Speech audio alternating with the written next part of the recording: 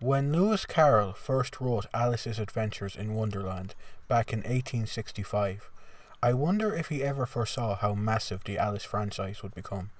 Then again, he was probably too busy taking inappropriate photographs of little girls to give a fuck. Lewis was undoubtedly a very flawed human being, but there is little question that his work is still being celebrated to this day. The Alice franchise is still so massive that even the awful 2010 film went on to become one of the highest grossing movies of all time. Throughout the last few decades, we've had Alice films, Alice merchandise, and even an Alice ballet. Alice's Adventures in Wonderland is actually one of my favourite ballets. I mean, it's one of my mother's favourite ballets. I don't watch ballet, but my mother loves it. I remember when I first saw her watching ballet, I was all like, what is this nonsense? I'm a man, and so this does not appeal to me at all. But I shall keep you company, mother, though it hurts me so to be subjected to such torment. Of course, you can't talk about Alice's Adventures in Wonderland without mentioning the 1951 Disney animated classic Alice in Wonderland. I kinda don't want to show any footage though, because Disney will probably copyright claim the video immediately.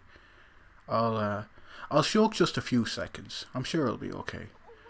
So Alice in fuck! There was also an Alice video game titled American McGee's Alice. If you don't know who American McGee is, he's worked on such titles as Doom, Doom 2, Ultimate, a lot of Doom games basically.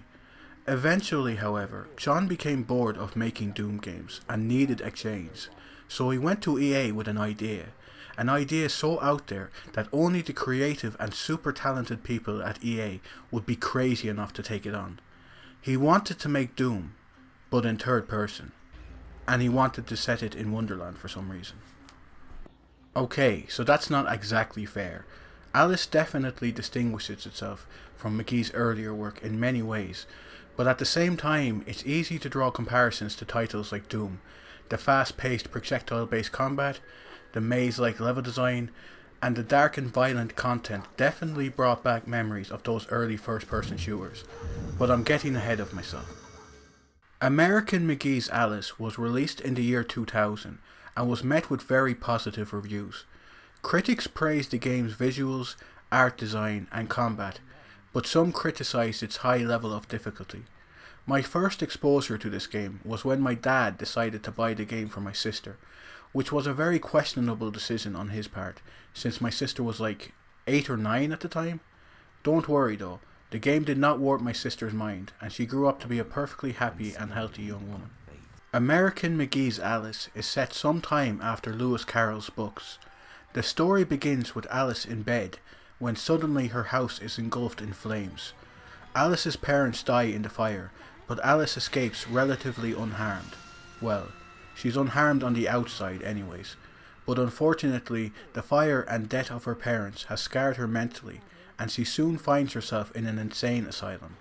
Alice is eventually transported back to Wonderland while being treated in the asylum. At first, she has no idea why she's been called back to this place, until she sees the nightmare that Wonderland has become. The Wonderland featured in American McGee's Alice is not the Wonderland most people will be familiar with.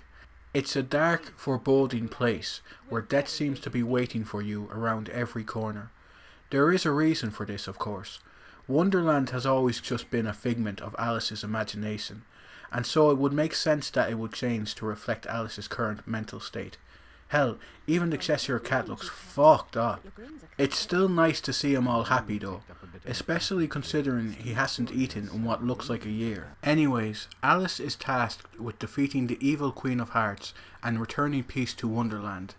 To do this, she must plant flowers of peace and summon the sun of friendliness to wash away all the evil in Wonderland. Just kidding. She actually needs to do this, this, and a little bit of this.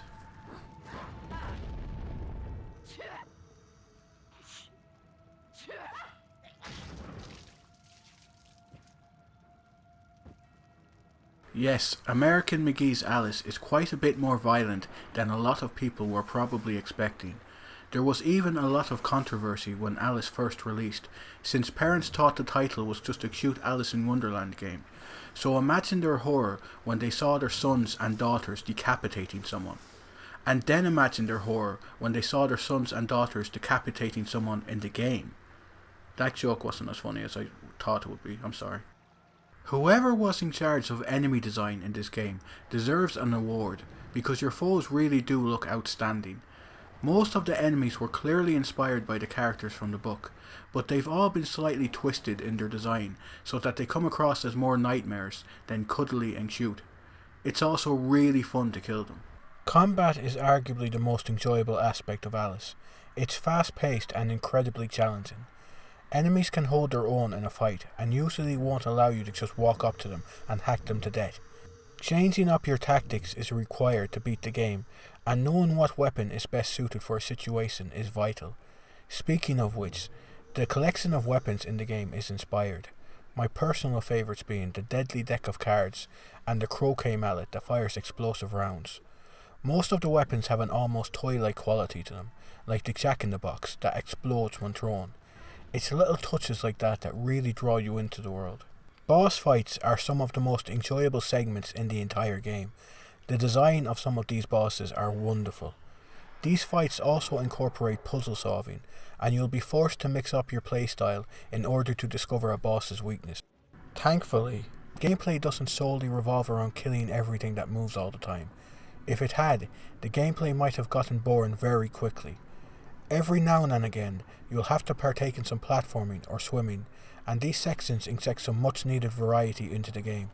There are also some really enjoyable set piece style moments. One in particular that sees you running away from a boulder was very fun. The game is far from perfect though. Alice is full of cheap gotcha deaths that will surely infuriate you if you forgot to save recently. Platforming is slightly clunky, and too often the game will expect you to react to dangers before you've even had a chance to see them coming. It can also be confusing to figure out where you have to go or what you have to do next in order to proceed, since the game shies away from hand-holding. To a lot of people, that might be considered a good thing, but it's important to know going in that you're probably going to get stuck more than a few times in this game. Unfortunately, the game's story is also incredibly basic, and the conversations Alice has with the creatures of this kingdom are surprisingly dull considering how interesting everything else is in the game. The entire plot centers around Alice and the guilt she feels for not being able to help her parents. To overcome this guilt, she must battle her demons in Wonderland, and it really is as basic as that. There are no plot twists and nothing unexpected happens. Well, that's not entirely true. The White Rabbit gets crushed to death early on, but he didn't really serve much of a purpose in the game to begin with. American McGee's Alice gets many things right, but unfortunately the story is not one of them. Thankfully, the sequel improved on this aspect greatly, but that's for another video. The environments Alice travels through are beautifully designed, and each feels unique to the last. Obviously, since American McGee's Alice is nearly 20 years old, the visuals have aged somewhat, and the game also has to sometimes employ effects like fog to keep everything running smoothly. But for the time, the game looked stunning, and it still has a certain charm to it even today. The game's memorable soundtrack was composed by Chris Vrenna of 9 Inch Nails fame. Chris composed nearly the entire soundtrack with toy instruments because... Actually, I don't know why he used toy instruments, but it works. The music in the game has a childlike wonder to it, while still coming off as ominous, thanks in no small part to the vocals from Jack Off Chill's lead singer, Jessica Adams. The music fits the game perfectly, and a lot of the tracks are worth listening to, even outside the actual game. I was actually pleasantly surprised after playing American McGee's Alice again, for the first time in years. I thought the game would have aged terribly, but it holds up surprisingly well. The combat is fun and challenging. Exploring Wonderland is a joy, and the music is surprisingly memorable. A poor story and occasionally unfair difficulty spikes hold it back from being a true masterpiece, but considering how old the game is, it's amazing Alice is just as enjoyable to play nearly 20 years later. Check it out if you're a fan of anything Alice related. Hey, thanks for watching my video. I wasn't really planning on reviewing Alice because it's such an old game and no one really talks about it anymore. But I just want to... What?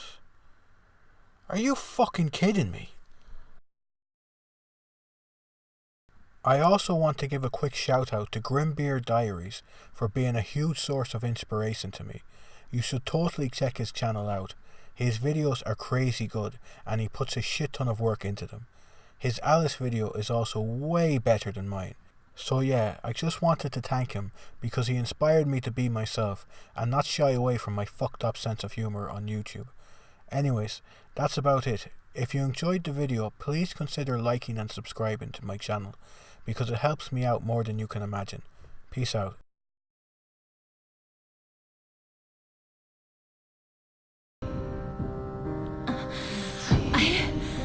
I feel like I'm dying. It's okay. It's just a dream.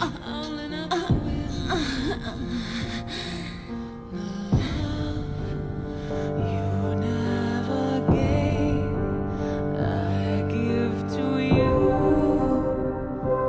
Really don't deserve it, but now there's nothing you can do. So sleep in your only memory of me, my dearest mother. Here's a lullaby to close your eyes. Goodbye. It was always you that I despised. I don't feel enough for you to cry. Oh well. Here's a lullaby to close your eyes. Goodbye. Goodbye.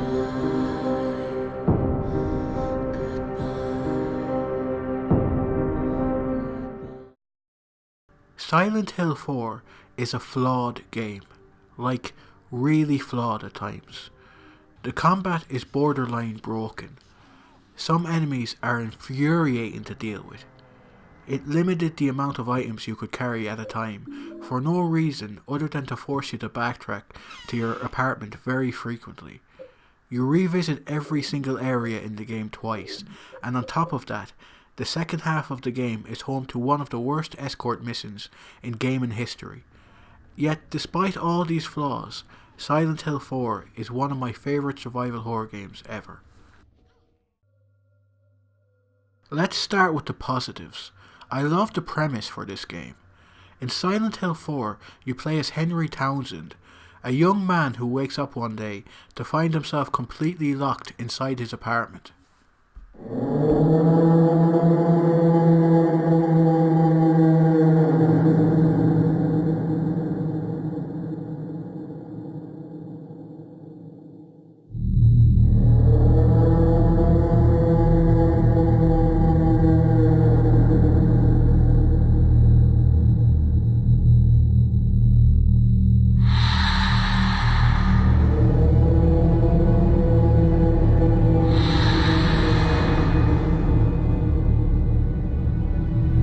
Just when it seems like there's no way out and that Henry will be trapped in his apartment forever, a portal appears in his bathroom soon afterwards, which leads him to what seems like an alternate dimension. In this dimension, Henry encounters many different kinds of dangerous creatures and also runs into some citizens from the city, a few of which actually live in Henry's same apartment building. Whenever Henry leaves this dimension, he will reawaken in his apartment like nothing had ever happened. Even though Henry is completely cut off from the outside world while walking around in his apartment, he can still look out his windows and see the people around him going about their daily lives. He can check for anyone outside his front door who may be trying to help him, and he can also spy on his next door neighbour Eileen Galvin through a hole in the wall. Where did I put that damn broom? I love this attention to detail. Unlike most games from the PS2 era, The city featured in Silent Hill 4 feels like a real living place. You will frequently wake up in your apartment only to find many things have changed. Some people might be talking about you outside your apartment door, an ambulance may appear in the street, or Eileen might be getting ready for a party. Every time I returned to my apartment, I looked forward to seeing what new events were occurring in the city around me. As a major introvert myself, the idea of being confined to a small space in a video game was very interesting to me, since I spent a lot of my younger years basically confined to my room. Even though my room was never chained shut or my windows locked, I still felt like a prisoner in my own home sometimes. So in a way I could really relate to what Henry was going through in this game, even if the circumstances he found himself in were far more dire. I also think the story is one of the best in the series. In a lot of ways it's your traditional serial killer storyline, but the supernatural nature of the plot keeps it interesting. I just love how fucked up some of the scenes in this game are.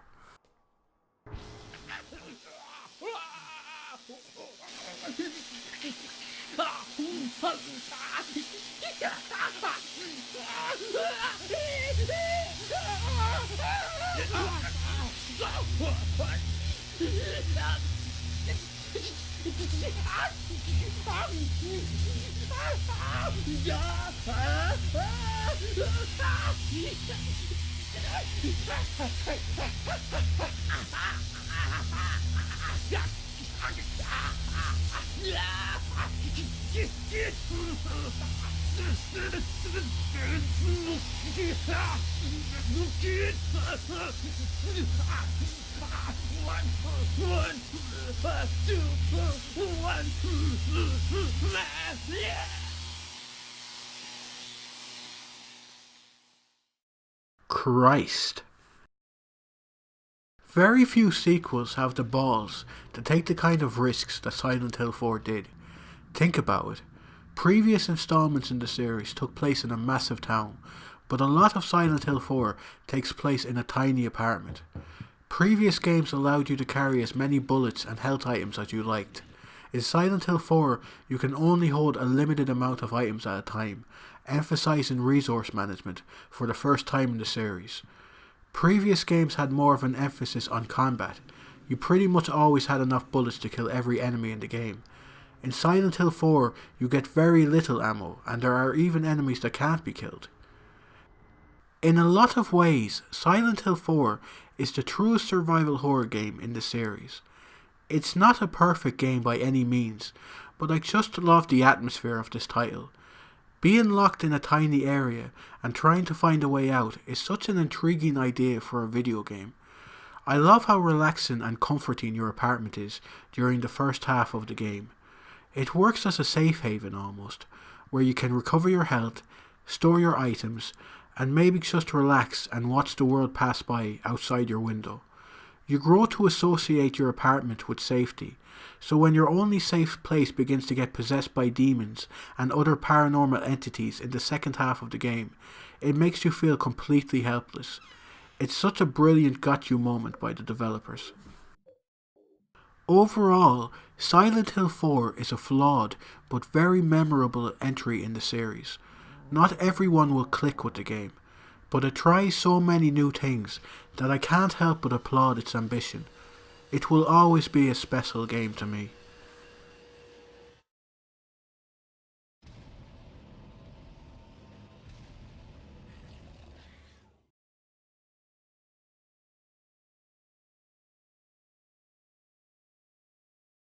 The glorification of violence in our society. This includes the gruesome and grisly video games that are now commonplace. Violent video games and the effect they potentially have on people seems to be a big talking point at the moment. Of course, this is nothing new. People have been blaming video games for all kinds of shit for the last 30 or so years. Violent movies are fine, violence on TV is fine, but Doom 2016 is the literal spawn of Satan and is solely responsible for every mass shooting in the last 3 years. Obviously no one truly believes that, but today I want to answer the question once and for all. Do video games make us violent? No. Hey guys, thanks for watching my video. I put a lot of work and research into it. I had to go find that graph and download it to my computer. That was a fucking nightmare, let me tell you. But it was worth it to make my viewers happy. I'll see you guys soon. Peace out. Oh, okay then. Yes, it's easy to show graphs like this and say something like, "This proves video games aren't to blame." But it's a bit more complicated than that. Yes, it's true that video games are sold all over the world, but only the USA has a gun problem. But that's mostly due to the fact that guns are either incredibly difficult to purchase or flat out illegal in many of the other countries on that list. But it should still be obvious to anyone with a brain that video games aren't to blame for real world violence. I mean, in Grand Theft Auto, you can literally mow down pedestrians at 100 miles per hour. But how often do you hear of a person getting in their car and doing something similar in real life after playing a GTA game? The Mortal Kombat titles are some of the most brutal games around, and yet you don't see people out in the streets slicing each other's arms off with swords. People are able to differentiate between fantasy and reality, and that's why most violent acts in games are never recreated in real life. There have been moments, however, where a video game has released and has contained content so over the top that it's hard not to wonder how children would react to seeing such brutality. The No Russian mission in Modern Warfare 2 is one of the most infamous levels in any video game. In it, you play as an undercover CIA agent who has to take part in a mass shooting in an airport to win the trust of a Russian terrorist group. The mission can be incredibly uncomfortable to play through, but it's worth noting that you are never forced to pull the trigger during the entire mission, and you can even skip the mission entirely if you want. I can't imagine a level like this being created in a game today, especially with all the mass shootings currently happening in the US, but I would also find it hard to believe that anyone would want to start shooting up a real airport after playing this mission. The reality is that when people play missions like No Russian, they know that it's not real. They notice the repeating character models. They notice the poor ragdoll physics. They notice the lack of bullet wounds on the civilians. There is no question that if anyone bore witness to hundreds of civilians being gunned down in real life, they would be scarred for life. PTSD is an actual thing, you know? I have had a lot of respect for Jim Sterling for years now. The man just knows what he's talking about. And in one of his best videos, he touches on why video game violence just doesn't compare to real world violence. To prove his point, he showed a video of R. Bud Dwyer. Dwyer was a politician who shot and killed himself live on TV because he was being accused of a crime he felt he did not commit. The video was very difficult to watch. In fact, I watched most of it with my hands covering my face. I'm not going to show the video here because it's very disturbing, but Jim proved his point. A huge amount of people commented on the video, saying how they weren't able to watch the entire thing because they just found it too disturbing. Actual hardcore gamers who were used to killing thousands upon thousands of people in video games couldn't even sit through a 2-minute black and white grainy video of a man shooting himself, despite the fact that they were apparently seeing and doing much worse in the virtual world. It is also worth noting that many of the most violent video games ever made feature no parts where you're forced to murder actual people. Very few video games are as gory or fucked up as Dead Space, and yet Isaac Clarke never shoots a single human being during the entire game. Doom 2016 is absolutely brutal at times, but again, all that brutality is being directed towards fictional demons. And in Wolfenstein, you're gunning down Nazis, and as we all know, they're not human either. But to truly answer the question on whether or not video games are making us more violent, I think I need to look at a game that crosses all the lines. A game that actively encourages you to take pleasure in the slow, brutal murder of your enemies. A game so over the top that many people still consider it to be the most violent game ever made, even 15 years after its release.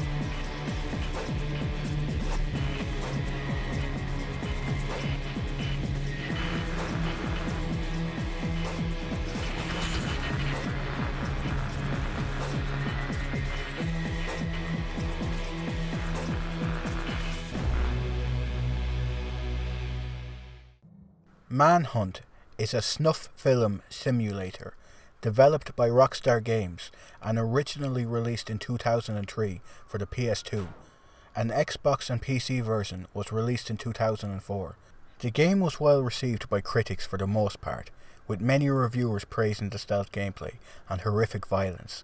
However, a lot of critics had issues with the poor camera controls and finicky shooting.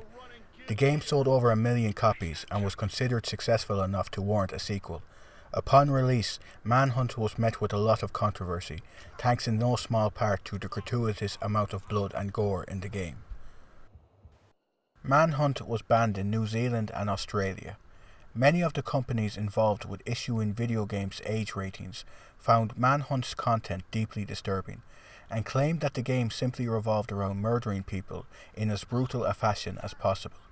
Even members of Rockstar have claimed that they felt very uncomfortable working on the game. Manhunt was even linked to a murder in the UK at one point. The game was found in the bedroom of teenager Warren LeBlanc after he murdered his friend Stefan Pekira. This led a lot of people to believe that the game was responsible for driving Warren to kill his friend. Rockstar spoke out against these claims, reminding everyone that the game was rated M and was only intended for adults. UK police would later declare that the game was not responsible for the death of Stefan, after it was discovered that the game was not actually found in Warren's room. It was actually discovered in the victim's room. Still, the damage had already been done by this point, and Manhunt would go on to become arguably the most controversial game of all time, thanks in no small part to all the negative press surrounding it. But is Manhunt really as disgustingly violent as many people believe? Well, let's find out. Manhunt follows the story of death row inmate James Earl Cass. At the beginning of the game, Cass is about to be executed. However, his execution is a hoax, and he awakens in an empty room with the only voice in the area coming from an earpiece on a table. James puts on the earpiece and is introduced to someone calling himself the director. We later find out that the director is actually a famous movie producer named Lionel Starkweather. Starkweather wants James to play a little game for him in exchange for his eventual freedom. The game he wants you to play basically involves hunting down and slaughtering the criminals of Carcer City in as brutal a fashion as possible, while he films these executions using hidden cameras littered all around the city in order to produce the ultimate snuff film. So right out of the gate, the game has an incredibly fucked up premise, and Manhunt wastes no time in demonstrating to you why there's so much controversy surrounding the game. The first thing you'll notice once you start the game are the controls. They suck. They might have been okay back in 2004, but in 2019 they are borderline archaic. There is no fully rotatable 3D camera in Manhunt. The right stick simply enters first person while standing still, and slightly pans the camera in a certain direction while you're moving. The camera sucks, and it can make the shooting and stealth a lot more awkward than it needs to be. Manhunt also uses tank controls for some goddamn reason. I mean, you can technically strafe, but it requires you to use the L2 and R2 buttons, which never felt very good to me. The controls don't ruin the game by any means, but they definitely take some getting used to. So shortly after starting the game, you'll find a plastic bag lying on the ground, and let me tell you, you won't be using it to hold your shopping.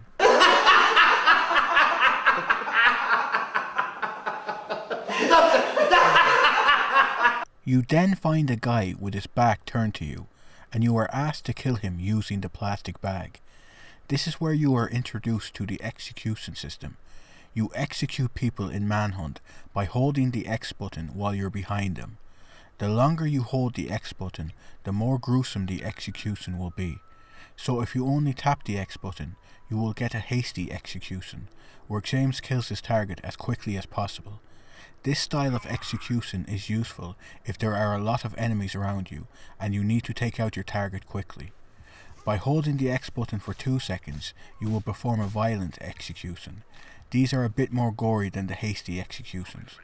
Finally, by holding the X button for 5 seconds, you will perform a gruesome execution. These are the most brutal executions in the game, and some of them really cross a line. The violence can be disturbing at times, but it still has a fantastical nature to it. Some of the executions are so over the top that they come across as more humorous than realistic. I mean, contrary to what Rockstar probably believes, I don't think it's possible to cause someone's head to explode from hitting it with a baseball bat.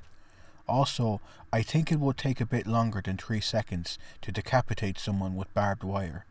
Manhunt is incredibly violent at times, but in no way is it similar to real-world violence, and I think that's important to remember. I think my main issue with all the violence in Manhunt is that it's mandatory. You need to partake in it constantly. You can't knock people out or even kill them in a quick and painless fashion. You need to kill your enemies brutally. I understand this logic to an extent. James Earl Cass is being forced to play the director's little game, and he needs to follow his orders in order to gain his freedom. But even after James escapes the director and his fucked up little game, he's still driving crowbars into skulls. The only real difference now is that the skulls belong to the police instead of criminals. Yes, they're crooked cops, but the point still stands that you are unable to take a non-lethal approach during any point in Manhunt, and that feels very odd for a stealth game. One of the most controversial aspects of Manhunt is the ranking system. Simply put, the game gives you a star rating at the end of every level based on how brutally you murdered the enemies in that stage. So if you needed any more proof that Manhunt encourages you to take pleasure in the gruesome murder of your enemies, the ranking system is that proof. Violence is the most important part of Manhunt. It really is as simple as that. And you know what? I fucking love that. I love the balls Rockstar had on them to create a game like this. The violence isn't just thrown in there to be controversial. Manhunt is a horror game, and it's the disturbing violence that adds to that horror. The world of Manhunt was designed to show the real depths of human depravity, how fucked up humans can be. It doesn't shy away from this very dark side of entertainment. Because guess what?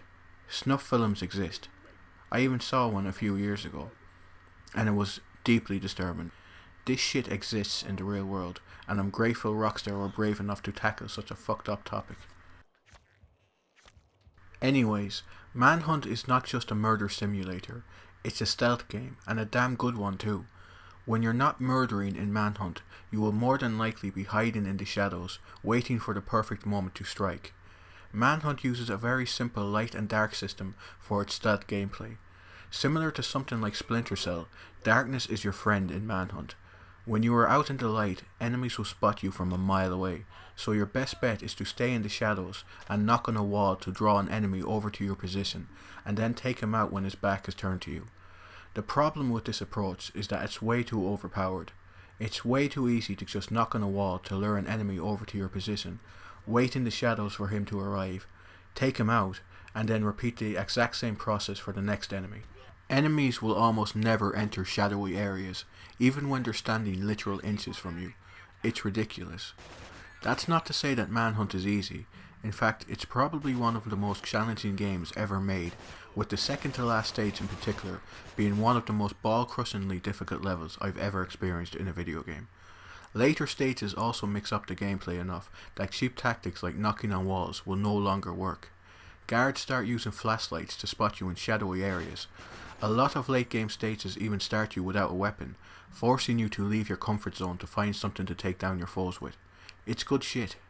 The first hour or so of Manhunt may be incredibly dull, but once the challenge starts ramping up, it becomes one of the most intense horror experiences ever made. Whenever you're spotted by an enemy, you have two options. You can either fight back, in which case you will probably die if you don't have a gun, because hand-to-hand combat is terrible, and enemies will overwhelm you very quickly. Or you can run. Running from enemies is definitely the safer option, but it's also fucking terrifying, because these guys are fast, and it can be incredibly difficult to lose them sometimes. When Manhunt is firing on all cylinders, it's easily one of the scariest games I've ever played, and that's thanks in large part to the almost suffocating atmosphere Manhunt effortlessly creates. Carcer City is one of the biggest shitholes ever created for a video game. It's dark, desolate, and is definitely the kind of place you wouldn't want to end up in life. This city feels hopeless and lifeless, the kind of place where someone comes to die. Manhunt's atmosphere is consistently bleak, and it's one of a very small number of games that have ever made me feel that way, Silent Hill 2 being another obvious example. That doesn't mean Manhunt can't be funny at times. It can, but its humour is pitch black, and a lot of people will find it just as disturbing as the violence. A lot of the ramblings of the inmates of an insane asylum made me laugh quite a few times, but it becomes very obvious very quickly that Rockstar is making light of mental health issues when the director quips that you're doing the world a favour, taking out all these crazies after blowing the head off an inmate. Do you realize just how much money you saved the city's mental health department? No, Barry, not this. That's it, Cash. Don't let a single nut job back on the streets. Also, having to listen to Starkweather constantly tell you how you're getting him off after killing an enemy got real old real quick. Oh my God! I've had an accident. I'm serious, man. You brought me off. That escalated quickly. I'm not a prude in any way, but a lot of the humour in Manhunt made me feel very uncomfortable at times, and I can't imagine a game being made today featuring such content. As violent as Manhunt is, it's very strange that the game all but ditches the execution system halfway through in favour of more traditional third-person shooting. There are still pockets of stealth gameplay here and there, but you'll definitely be using guns to take care of most of your foes from the factory level onwards. Shooting is serviceable in Manhunt, but far from ideal. The main issue is that Manhunt employs a lock-on system, and sometimes the game simply won't lock on to the enemy you want, which can lead to you fiddling with the controls, desperate to lock on to the actual target you want. Shooting is still enjoyable and incredibly intense at times, but it doesn't hold a candle to the stealth gameplay of earlier stages. There is also very little story in Manhunt, and what story is there is just as cruel and fucked up as the rest of the title.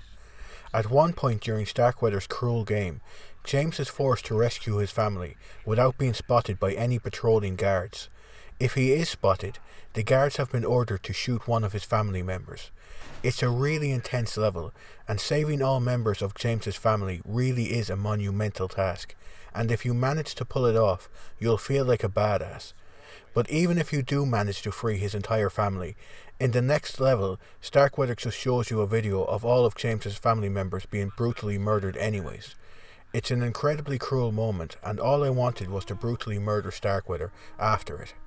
That's right, the game actually gave me violent thoughts, and I should briefly talk about how I felt during a lot of the game, because it did cause me to become introspective on more than one occasion. Simply put, I enjoyed violently killing people in Manhunt. I enjoyed it more than I should probably admit to on here. The deadly game of cat and mouse that makes up the core of Manhunt is incredibly engaging. Your enemies are absolute scum, the lowest of the low, and believe me when I say that the criminals in this game want to kill you just as brutally as you kill them. So I'd be lying if I said I didn't derive any pleasure from brutally ending their lives at times. Manhunt is one of the greatest stress relievers I've ever experienced. Had a shit week? Your boss being a dickhead? Play Manhunt and take all your stress and anger out on the game. It's incredibly therapeutic.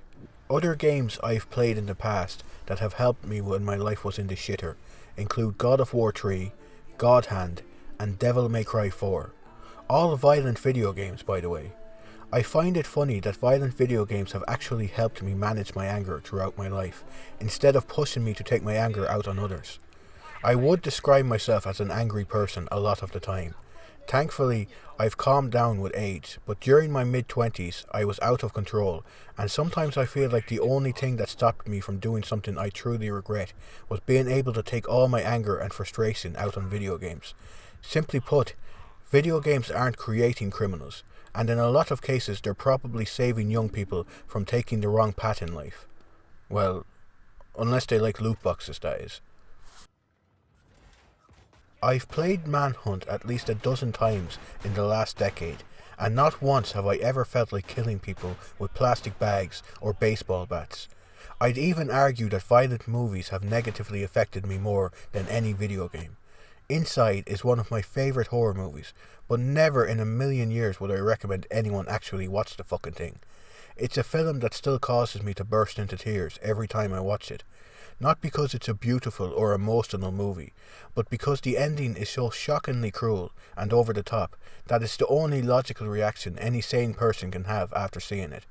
Well, either that or absolute disgust. My point is that video games are simply not to blame for the world's problems, and I'd even argue there would be a lot more real-world murders going on without them. I'm not American, and so I feel like I have no right commenting on how America should handle its gun problem. It would be so easy to say something like, make guns illegal in America, but it is their right to own firearms, and we have to accept that.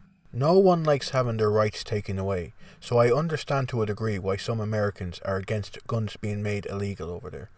I hope America's gun problems are eventually resolved, and that they can return to feeling somewhat safe in their own country. But until then, leave video games out of the fucking discussion, yeah? Jesus Christ.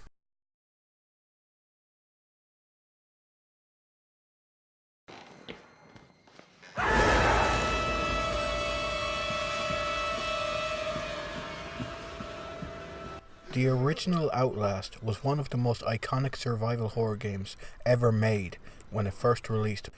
It was one of the first horror games that completely denied the player any adequate way of defending themselves.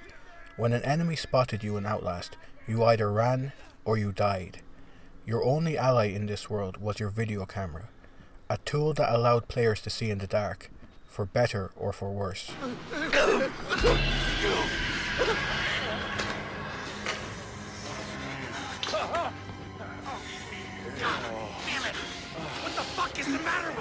Throughout the entire game, you are constantly being pursued by some of the most creative and horrifying characters in all of video gaming. Characters like the insane Dr. Traeger, Chris Walker, Little pig.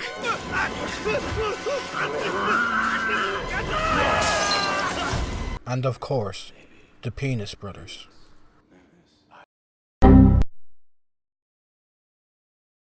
Combine all this with the suffocating atmosphere of the game's setting, Mount Massive Asylum, and you had a recipe for one of the most unforgettable horror games ever made. I usually never have any issue completing horror games, since it takes a lot to scare me, but I honestly thought about quitting Outlast several times. It scared me that much. Things started out okay. I arrived at the asylum, I climbed through an open window, some obligatory jump scares happened, and honestly I was finding the whole experience rather boring. I had played this kind of game a million times before, but then the basement happened. Oh sweet Christ, the basement. So early on in the game, the power is cut to the asylum, and the only way to restore it is by going down into the basement and flicking some levers to restore power to the area. And this is where the game really begins. The basement is almost pitch black. Even with your night vision camera, it's difficult to make anything out. So you're basically feeling around in the dark for something to interact with. And then you hear him. Your first real encounter with one of these monsters. The only problem is, you can't see him, and it's almost impossible to make out exactly where he is through his footsteps. So you move gently through the basement until you find a button. You push it, and suddenly you hear your would-be pursuer rushing towards the room you're currently in to check what all that noise was about. You panic and desperately begin looking for somewhere to hide. Mercifully, you find a bed and hide underneath it.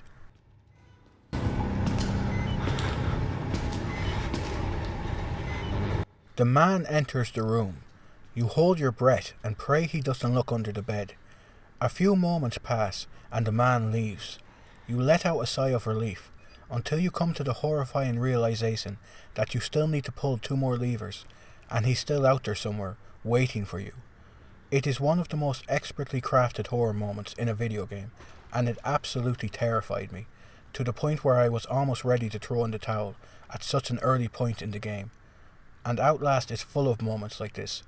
It's an absolute roller coaster ride that is up there as one of my favourite horror games of all time. A year later, we also got the excellent DLC episode Whistleblower, which was arguably just as good as the main game itself. However, I want to talk about that expansion in its own separate video. So after an amazing first game and an impressive piece of downloadable content, Outlast was quickly distinguishing itself as the new king of survival horror. Where could developer Red Barrels possibly take the franchise next? Well, nowhere good as it turns out. Outlast 2 was released in 2017 and was met with rather mixed reviews. A lot of reviewers praised its world, story and horror, but just as many critics found the game boring, unfairly difficult and needlessly graphic. I actually really enjoyed the game the first time I played it. However, I played the game a few years after it released on the Nintendo Switch, so I was already pretty much expecting a train wreck from the few reviews I had read. However, I was pleasantly surprised. The game was still scary, the story was intriguing, and overall I had fun with it. It wasn't until my second and third playthroughs, however, that I really started to dislike this game. First off, I should start by saying that contrary to what the title of this video says, I don't think Outlast 2 is a terrible game. Not in the literal sense anyways. It's more a terrible game because of all the potential it squanders. There is a great game hidden somewhere, but it's buried beneath hours upon hours of unfair deaths, boring sections where all you do is walk for minutes at a time, a confusing disjointed mess of a story, and of course, this part where you row a raft down a river for nearly 20 minutes and nothing happens.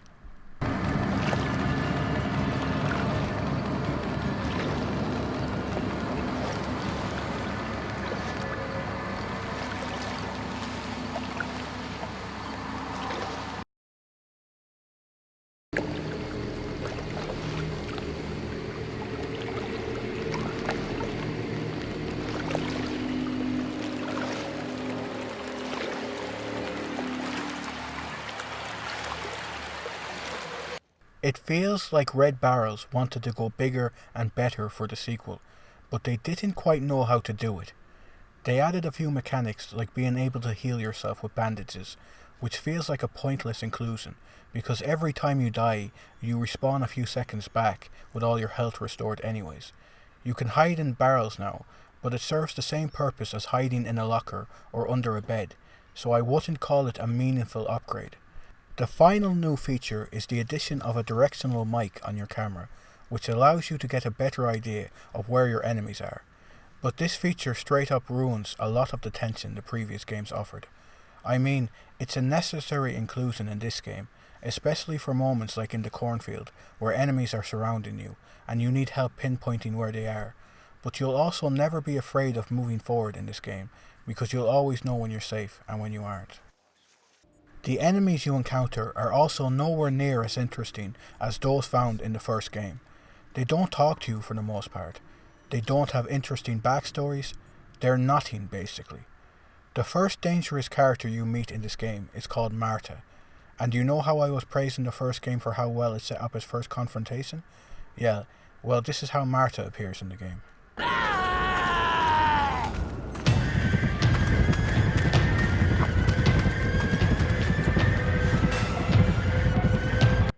She just appears. The first time this happened, I thought it was a cutscene or something, but no, she killed me. And I assume she'll kill most players when they play this section for the first time. That's how badly the game handles enemy encounters. Marta is given no build-up. She appears and that's it. In fact, that's all she ever does. She appears out of nowhere, sticks her axe up your ass, and then fucks off again. She is a boring villain. But Marta is nothing compared to these two dipshits. I can't remember their names, and honestly, I couldn't be arsed looking them up. They mean that little to me. Anyways, these two kidnap you multiple times, and every time it's like, is that it? They kidnap you and nail you to a cross, which you then escape from 5 seconds later.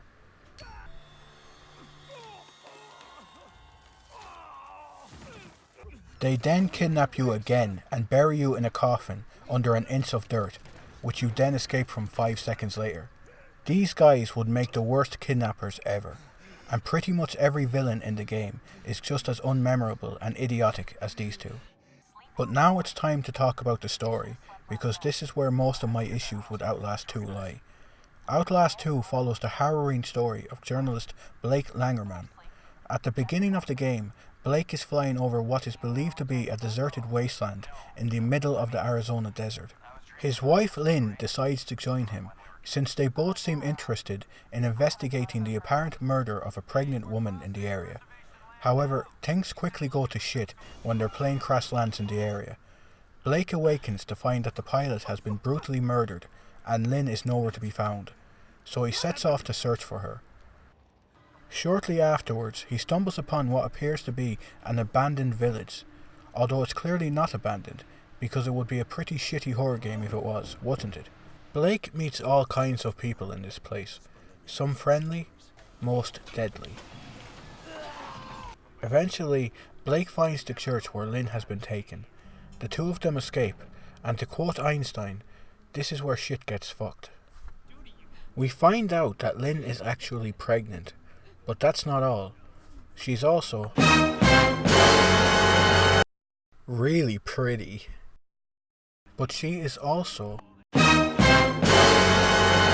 pregnant with the Antichrist, and that's really bad. The leader of this cult, a man named Sullivan Knott, believes Lynn's child needs to be murdered before it brings about the apocalypse. It's all a lot of family-friendly fun. Anyways, Lynn gets kidnapped again, and so Blake needs to set off once more to find her, before the villagers murder her and her baby. Along the way, he discovers more about the villagers and the mysterious cult they seem to be a part of.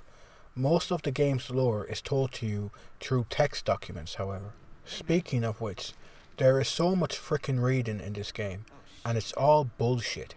Okay, I need to talk spoilers from here on out, so if you haven't played this game yet, stop the video now. While I personally don't like the game, I would still recommend everyone at least try it when it goes on sale, because it's a very interesting game. Okay? Okay. So throughout the game, you find various pieces of paper strewn around the world. Sometimes these might be a diary, a poem, or a suicide note. Most of the time, however, they're chapters from what appears to be the Bible that these people have created. And I swear to God, these documents feature some of the most childish, cringeworthy writing I have ever seen from a video game. It's like they hired a few 13-year-olds to write this shit. Chapter 11. Now the breaching of hell's cunt drew nigh, and the night air sang with the grinding edges of the midwife's blades. Chapter 13. And by these signs shalt thou know of the nearing breach of hell's cunt. Chapter 15. Be ye filthy, be ye just, be ye unjust, be ye clothed in shame or in glory. In time God shall fuck ye with it, and so shall be thy reward.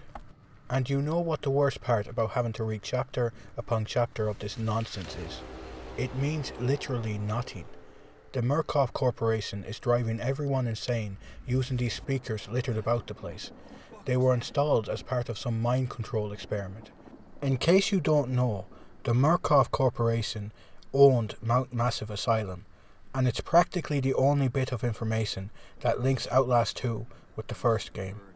Speaking of these mind control devices, they can also cause hallucinations in people, and this, my friends, leads me to my biggest issue with Outlast 2, the mother frickin' school sections.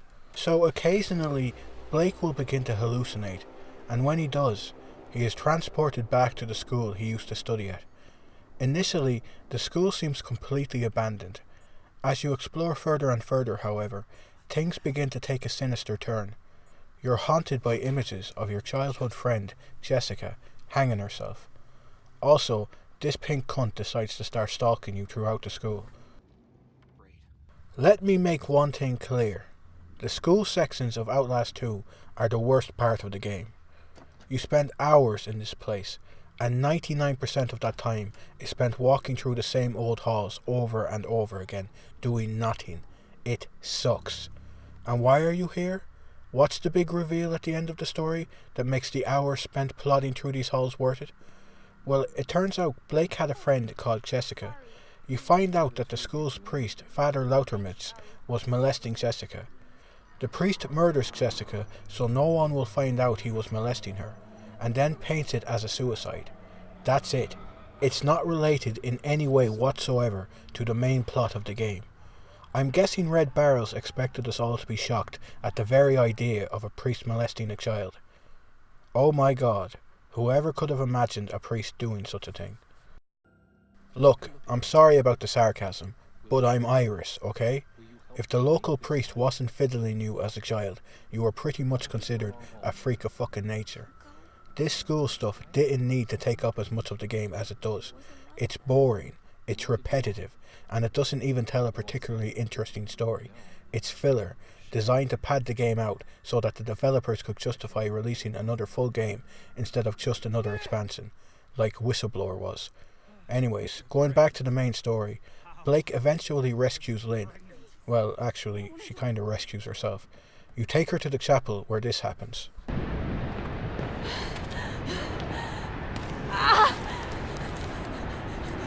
Oh shit! Shit! Oh! You need to lie down. I can't do this! You can! You can do this! Oh god! Something's wrong. Just keep breathing. Feels like something's wrong. Ah! It hurts too much. I know, baby, I know. But you can do this, okay? Just keep breathing. Oh, fuck! Ah!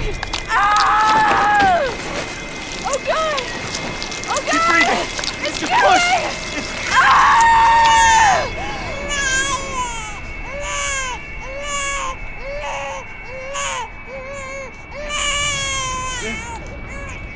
Lynn! There's nothing there. Oh, Jesus God! Lynn! Lynn! Lynn! No!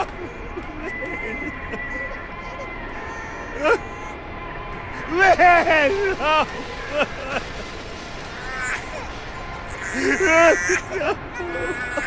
Notch shows up and is all like, "Is that the fucking Antichrist?" and then slices his own throat.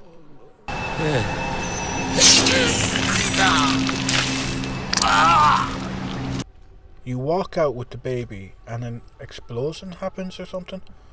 I don't know. The story kinda sucks basically. I do understand what Red Barrels was going for. They wanted to show what religion can turn people into. They wanted to show that even the most religious of us can be monsters. But people have known that for years. The story doesn't tread any new ground, and furthermore, the way the story is executed is horrendous. Like I said, there's a good game in Outlast 2. It just needed to cut out all the shit. If Red Barrels had removed the school entirely, if they had tightened up the level design so there were less unfair deaths, and if they had removed this bullshit, I do believe Outlast 2 could have been a better game than even the first. There's still enough heart-pounding moments in this game to make any horror fan squeal with glee, and when it's at its best, you really see what this game could have been.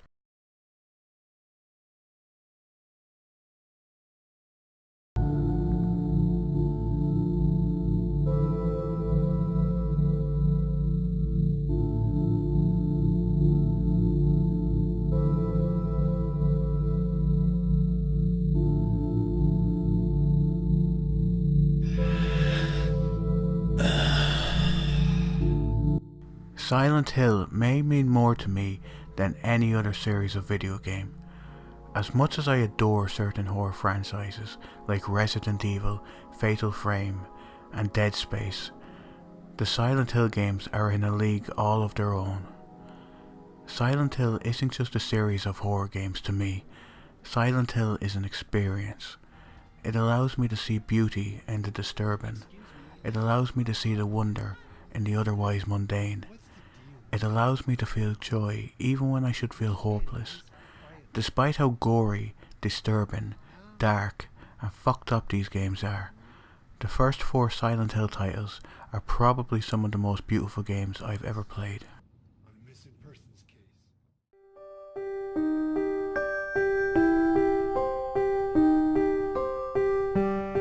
Oh, it's you.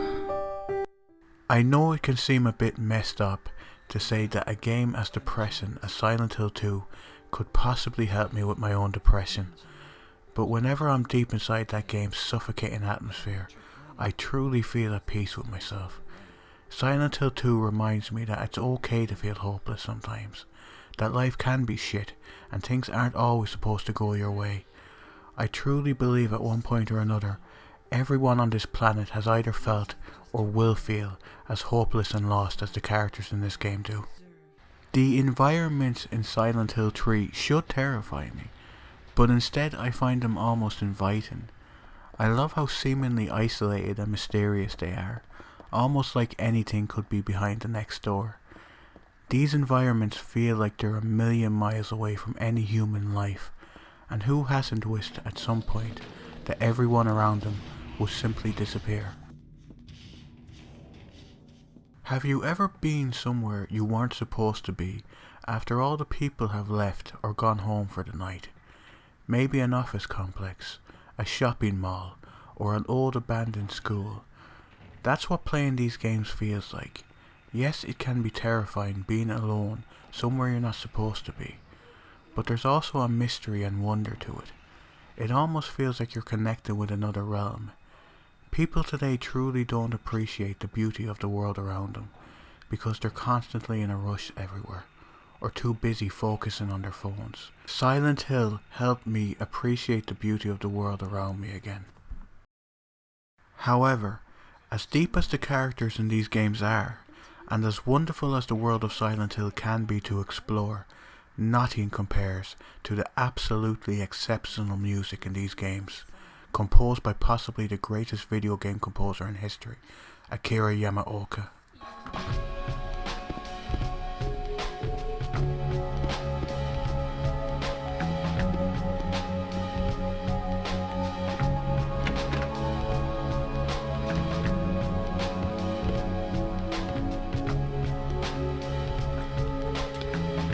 His music is hauntingly beautiful. It's exactly the kind of music I enjoy listening to when I'm feeling depressed, and it fits these games so well. The music can feel almost otherworldly at times, and it really helps you become more immersed in the world of Silent Hill. Are you alone here, Eddie? No.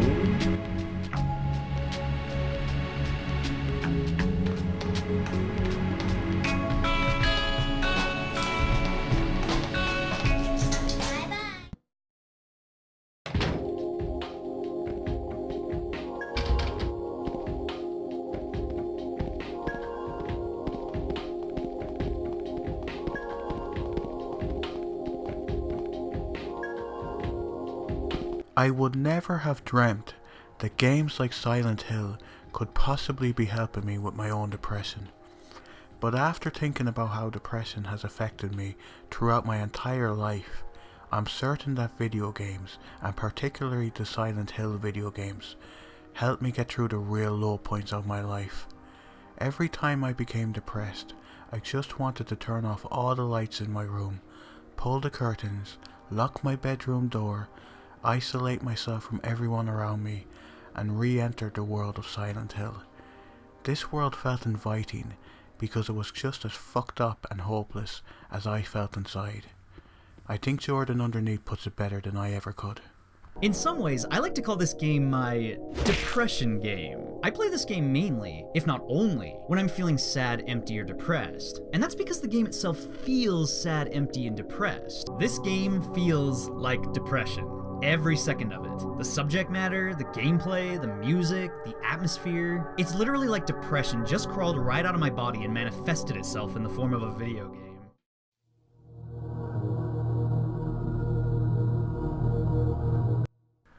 When I was playing Silent Hill, I didn't feel alone anymore. It helped me realize that everyone has a dark side to them, that everyone has to fight off the darkness every now and again. Hell, if the developers of Silent Hill were able to create worlds as disturbing as this, they must have the odd screw loose too. These games weren't just beautiful, terrifying, and revolutionary. They were more than that to me, and they may be the sole reason I'm still alive today. Please don't lump me together with her.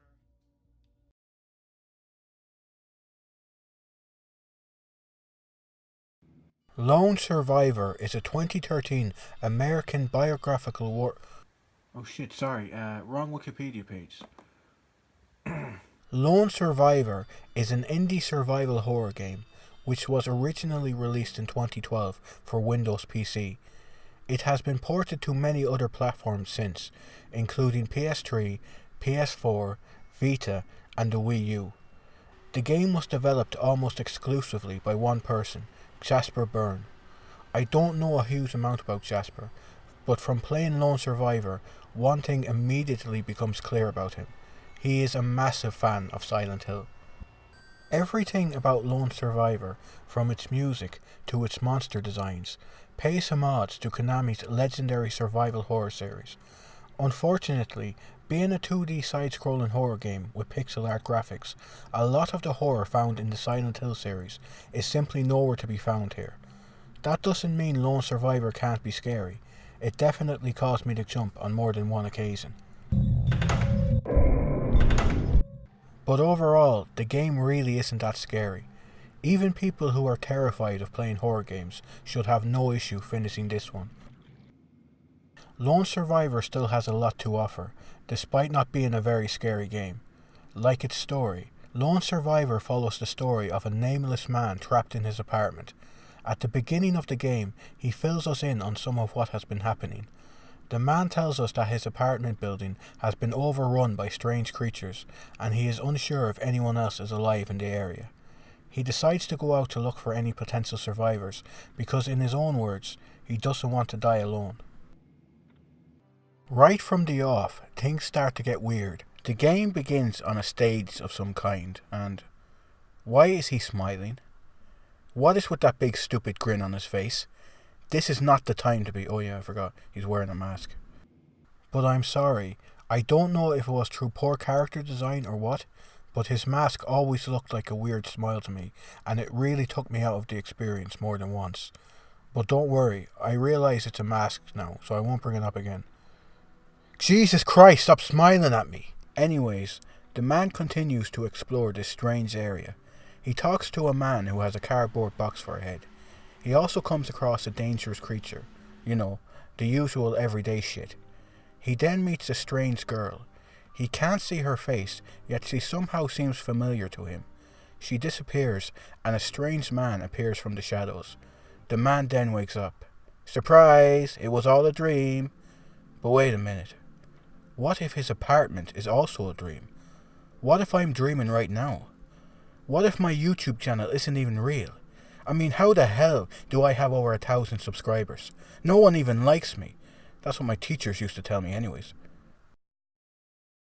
I mean, my dad told me my YouTube channel would be a massive failure. Maybe he was right. What was I talking about again? Oh yeah. The man awakens in his apartment and decides it's time to start looking for survivors. He takes whatever supplies he can find in his apartment and then sets off. It's a very interesting premise for a horror game.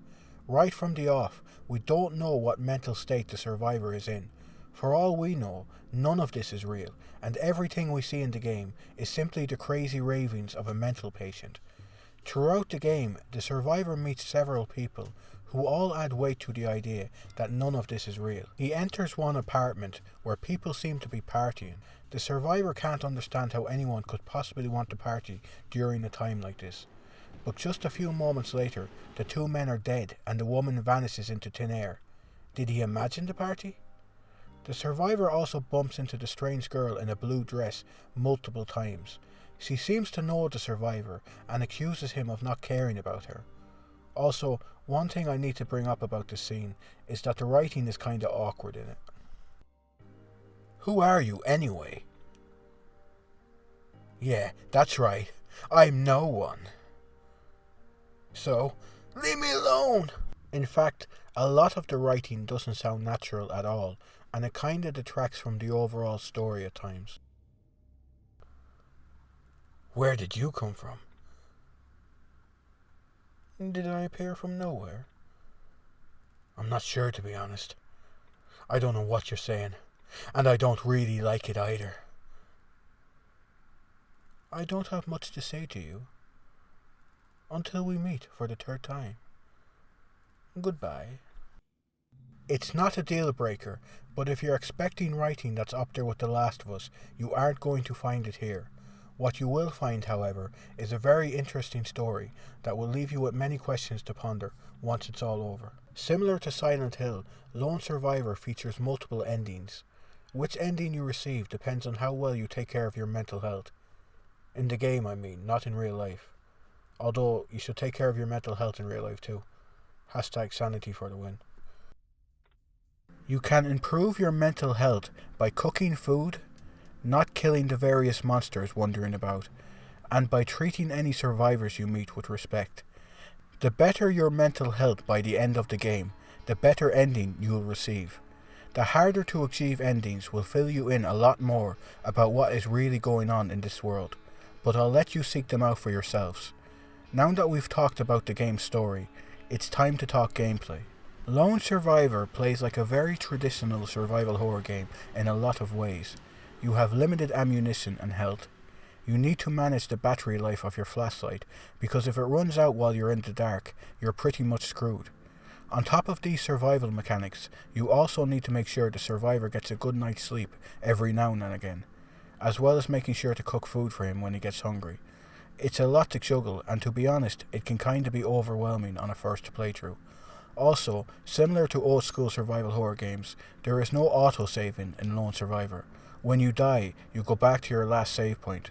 The only problem is, to save, you have to go to sleep, but if you sleep too often, your mental health is affected, so you really have to weigh up if it's worth saving, if it's going to affect the ending you get. Combat is nothing special.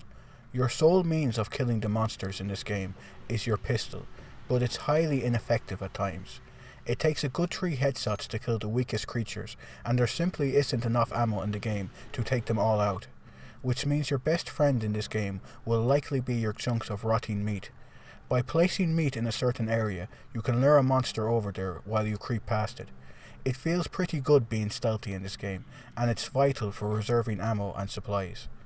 Unfortunately, the enemy roster in Lone Survivor is laughably small. You have these skinny guys, these fat guys, and a few boss characters. That's it. A few new monster types later in the game would have mixed things up significantly, but alas, this is all we get. Another minor disappointment are the lack of many diverse locations in the game. There's the apartment building, the city streets, and that's about it.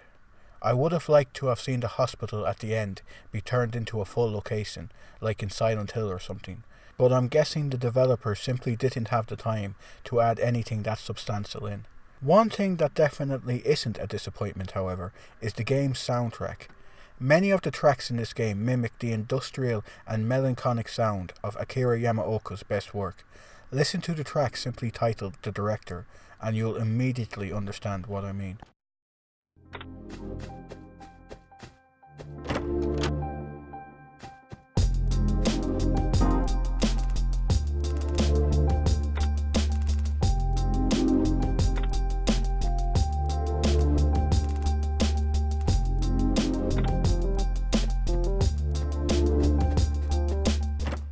There are really only 2 boss fights in the entire game, and both are a big disappointment. The first is a chase sequence, which is a complete coin toss on whether you survive or not. You don't have time to check your map, and if you make even a single wrong turn, which is surprisingly easy to do, you'll die. The second boss fight is a simple fight where you simply shoot the monster in the shins a dozen or so times until she pisses off. Both boss encounters feel rushed, and were probably just thrown in there for the sake of having them. In a lot of ways, Lone Survivor feels a little rushed. The game simply doesn't have much content, whichever way you slice it. A regular playthrough will probably only take most players 3 to 4 hours, but it's an enjoyable 3 to 4 hours, and that's the main thing. Lone Survivor has a thought-provoking story, immersive gameplay, and an amazing soundtrack, and all those qualities combine to form what is easily one of the best indie survival horror games I've ever played.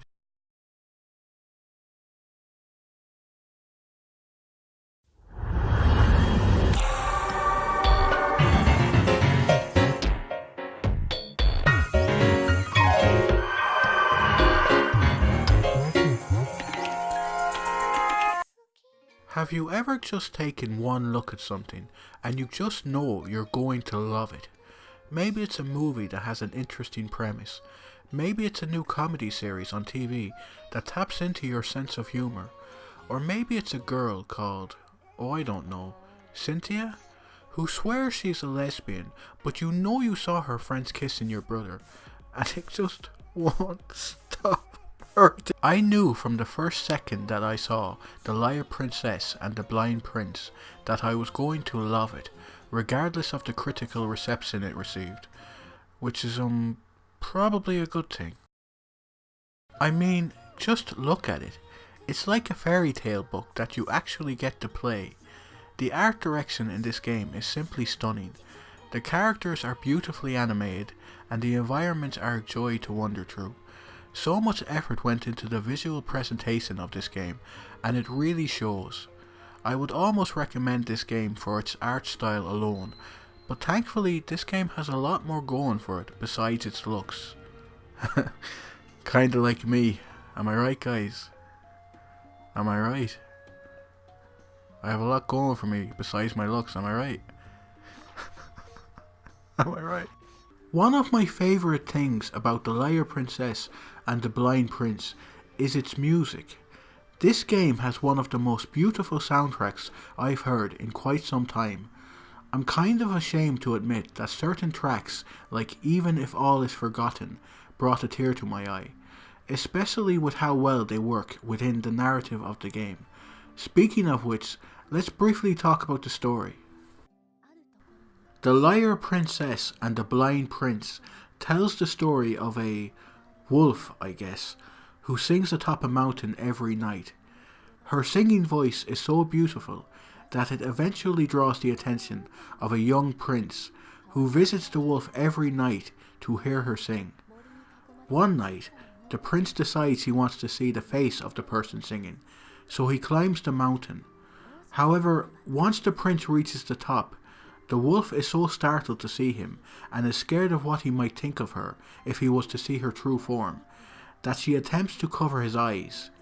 But because she has big fuck off claws instead of hands, she injures the prince instead and blinds him. It's kinda funny how much this story differs from my own life. Usually when I sing, people in the street attack me, but here it's the singer who is attacking her audience. That must be nice. Anyways, the prince falls from the mountain and is found by a passerby who returns him home safely.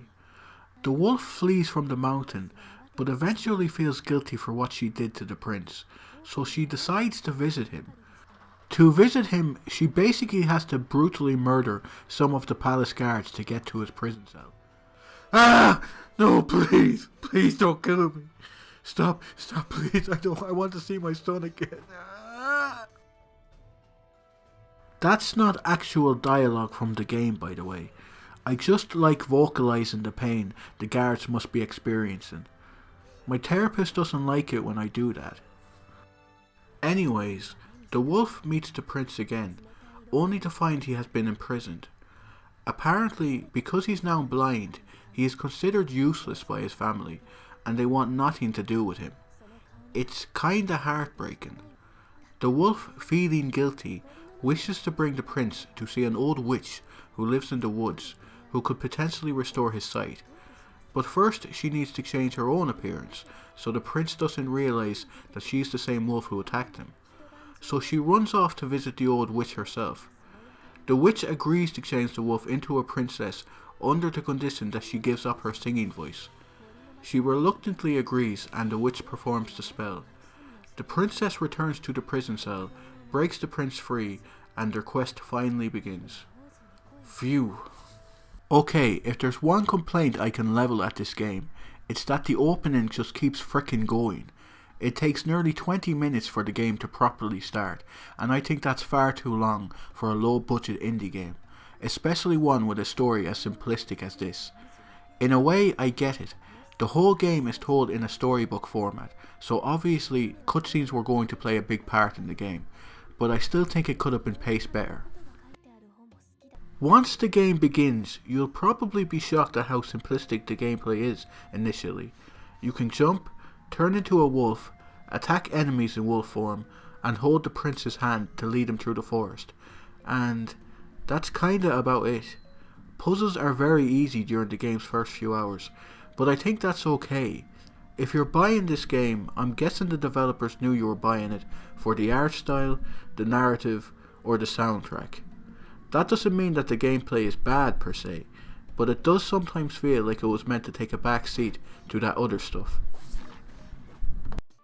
I think a big reason the game was received with mixed critical reception is because of what a lot of people probably expected the game to be.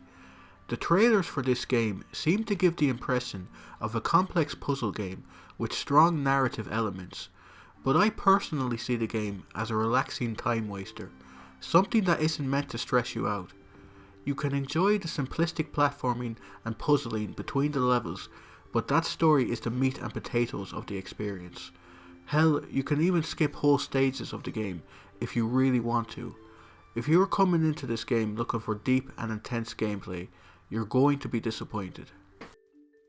There are more complicated puzzles a few hours in, but by then the game is nearly over, and it feels like the title never got to use all its mechanics in a satisfying way, which is kinda disappointing.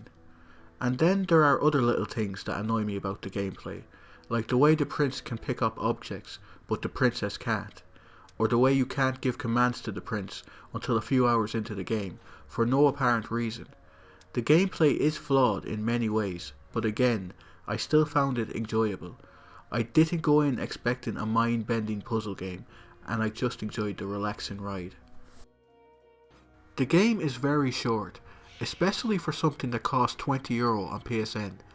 My first playthrough took under 4 hours, and there are very few reasons to replay the game, outside of some boring collectibles. I still think it's worth the money though, especially because of how good that story is. The Liar Princess and the Blind Prince has one of the most heartwarming stories I've ever seen in a game.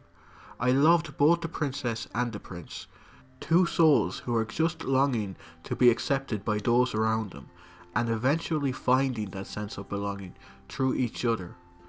It's a simple story about learning to love yourself just the way you are and not trying to be someone you're not. Like the time I changed my name to Miguel Iguardo to evade the police. I knew I was lying to myself and just needed to be happy in my own skin. I won't spoil it here, but just know that real man tears were shed during the game's ending. Overall, I loved The Liar Princess and The Blind Prince. The gameplay won't blow your mind, but it doesn't need to.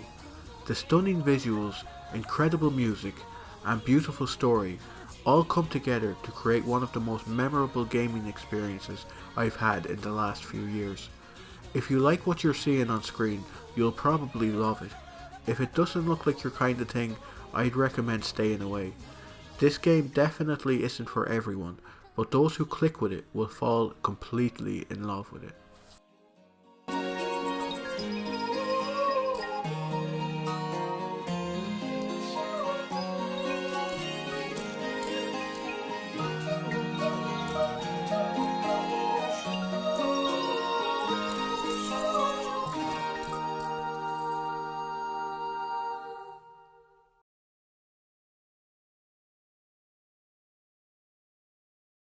In the mid to late 90s, survival horror was everywhere.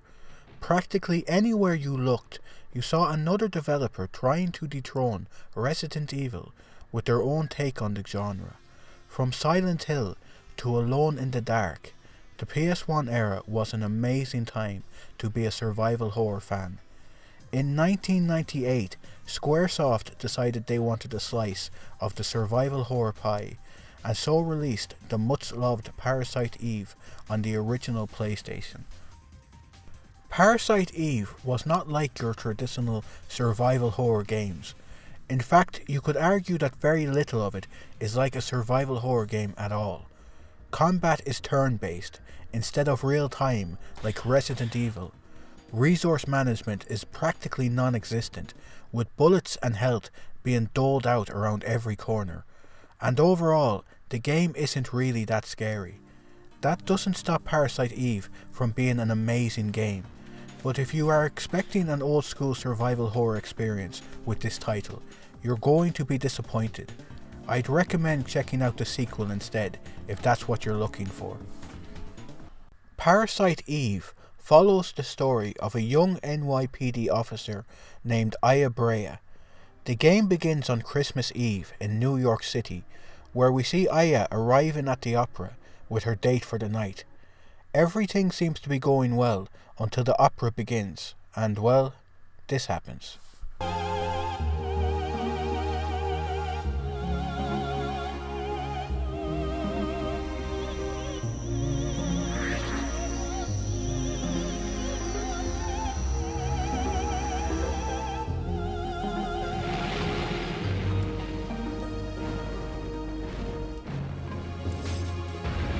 I love this opening. Parasite Eve does not shy away from shocking moments, and even in 2019, scenes like this can be very disturbing. Seeing all these innocent people being burnt alive on Christmas Eve of all nights. Aya Brea is the only one to survive this attack, and her date for some reason. Aya confronts the mysterious woman, who you soon find out is called Eve. The two of them fight, and afterwards Eve flees down a hole further into the theatre. Aya goes in after her, and this is where the game truly begins. One of the first things you'll notice while playing Parasite Eve is that it drops the traditional tank controls found in other survival horror games like Resident Evil and Silent Hill, in favour of a more traditional 2D control scheme found in other Squaresoft games like Final Fantasy. I'm personally happy they decided to go this route, because the battle system simply wouldn't have worked with traditional tank controls. You need to be able to dodge attacks and change position constantly in this game, and tank controls would have made that process a lot more difficult. So while exploring the theatre, Aya finds more people burnt alive by Eve. She also finds a diary from a woman named Melissa Pierce. It turns out Melissa is the woman you were actually fighting on stage. From reading her diary, you find out that she wasn't feeling too well and was on a lot of drugs leading up to the show. You don't yet know why Melissa has turned into this creature, although people who have read the novel this game is based on will probably have a fairly good idea about what's really going on. Aya also bumps into some terrifying creatures in the theatre.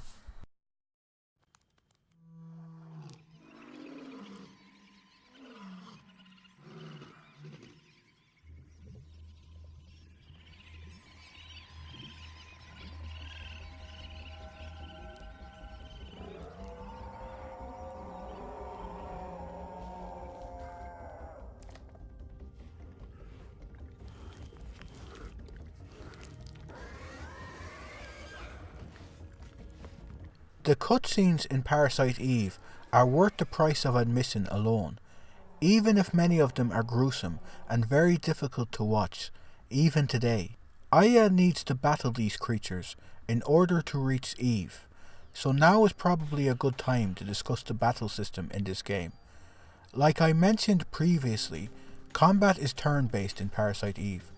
When Aya's ATB gauge fills, she is able to perform different commands. These commands range from a standard attack with her currently equipped firearm, using items, or even performing magical attacks later on in the game. Once Aya performs a command, she will have to wait for her ATB gauge to fill again before she can perform another command. However, unlike in a game like Final Fantasy, Aya can still move about the battlefield while waiting for her gauge to fill again, and this is useful for dodging enemy attacks or just to put distance between her and an enemy. It's a really good combat system and is a lot more exciting than many traditional turn-based combat systems. Once you win a battle, you will receive experience points and any items or bullets the enemies may have been holding. Gaining experience will level up Aya's stats, and you can also use some of those experience points to level up Aya's inventory space and weapons. Leveling up your gear in Parasite Eve is one of the most fun aspects of the game. It's possible to combine different gun and armor types, to create something truly unique. Anyways, Aya eventually confronts Eve in the sewers, but she escapes before Aya has time to ask her any questions. And that's about all the story I'm going to cover here. Trust me, Parasite Eve's story is one of its strongest traits. It can be a bit confusing to follow at times, and the game has several exposition dumps, where complex concepts like mitochondria evolving are explored. It has several twists and turns that I promise you won't see coming. The game's characters also truly shine. Aya Brea was an iconic female protagonist back in 1998, and with good reason. She's strong, funny, and don't need no motherfucking man. Many female characters back in the 90s were often heavily sexualized, but Aya's design was impressively restrained for the time. Other characters, like Aya's partner Daniel, are also impressively fleshed out and add a lot to the overall narrative. The writing feels natural, and overall for a horror game released in 1998, Parasite Eve's story is impressively fleshed out. I also have to quickly mention the amazing recreation of New York City featured in this game. Before Parasite Eve, very few games were set in real-life locations. Most games used fantasy settings because technical limitations at the time meant most consoles simply weren't up to recreating locations found in the real world. But the artists and designers working on Parasite Eve absolutely nailed the look and feel of New York City, and it's an absolute joy getting to explore locations like Central Park, Carnegie Hall, and downtown in exquisite detail. You also can't talk about Parasite Eve without mentioning its legendary composer, Yoko Shinomura. Just like Aya Brea, she's strong, independent, and don't need no motherfucker. The music in Parasite Eve is incredible. Just listen to the battle theme, for instance.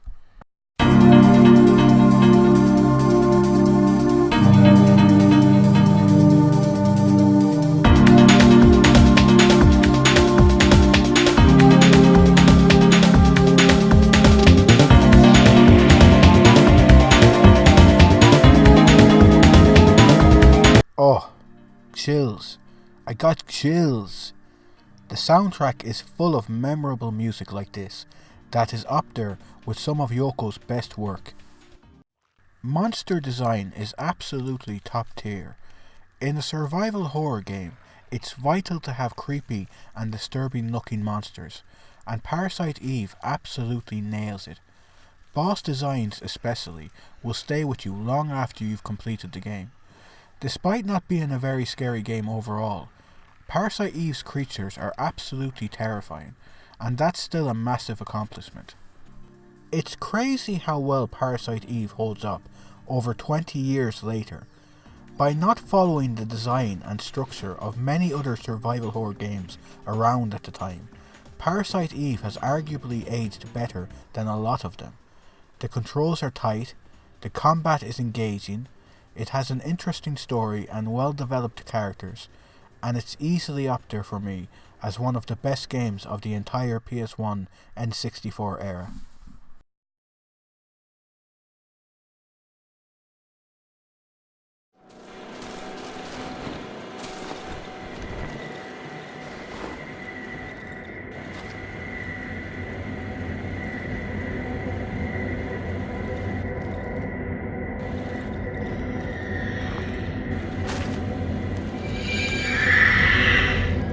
So Darkwood is a very strange game. It's an enigma, and unlike any other video game I've ever played. It's a survival horror game, yet dying does not come with any severe punishment on the default difficulty. It's one of the scariest games I've ever played, and yet 99% of the time it achieves that level of terror without ever resorting to cheap jump scares. It's an incredibly challenging game that borders on unfair at times, and yet I never gave up in complete frustration. It's a very slow game where making any real progress can take hours, and yet it never gets boring. In other words, Darkwood is one of the best indie horror games I've played in years. Darkwood begins with a short cutscene where a narrator tells us about a deadly plague and a forest that is slowly growing around him, cutting him off from the outside world. He also mentions how the people of this land seem to believe that he is responsible for all this misery. The game then cuts to a man waking up from his desk, presumably the same man who was speaking to the player a few moments ago. From exploring his house, we learn that the man is probably a doctor and that the year seems to be 1985. We also learn that the doctor's dog is gravely injured and will more than likely die soon. The player is able to end the dog's suffering if they so wished.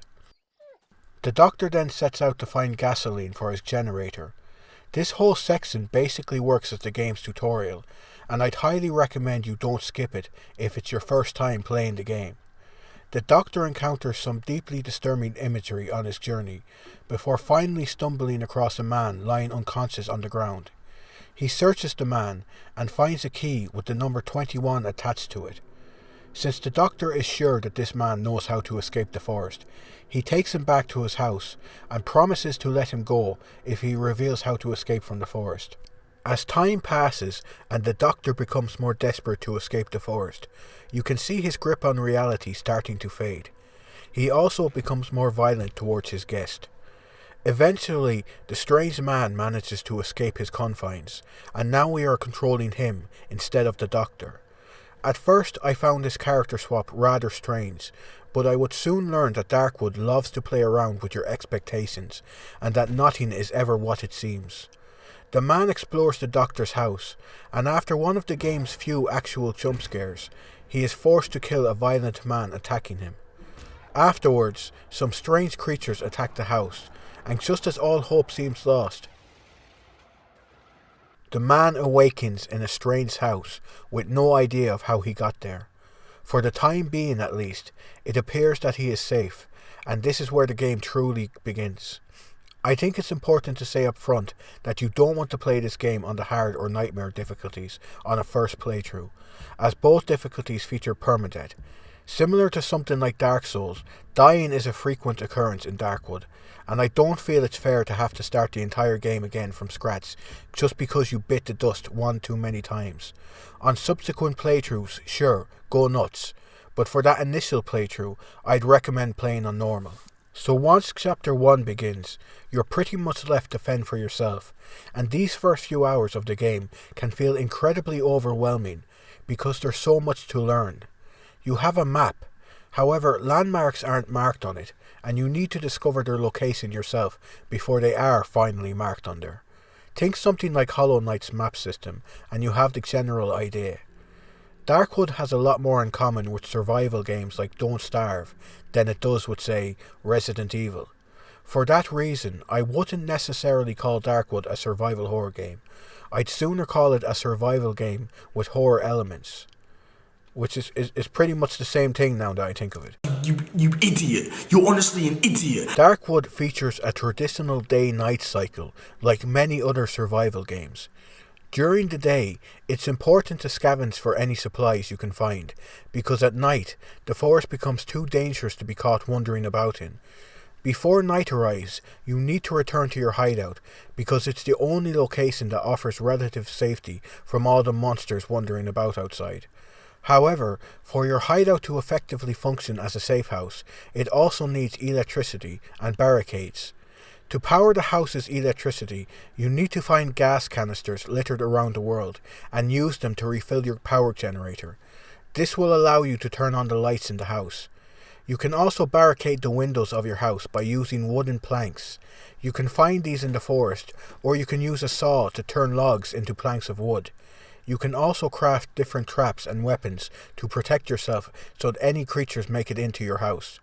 It's a lot to remember, and honestly, you're probably going to die a few times before you figure it all out. But that's all part of the fun. If you are still outside when night falls in Darkwood, you are pretty much dead. You need to stay within your cabin at night if you want to have any hope of surviving long enough to see the dawn. But even staying inside your cabin does not guarantee absolute safety. The best part about these sections is that you genuinely don't know what each night is going to throw at you. One night you might be just dealing with standard enemies. The next night you might come face to face with a terrifying crow lady who screws up your vision every time you look directly at her. One of the most terrifying experiences I've had with this game was during one night section when this happened.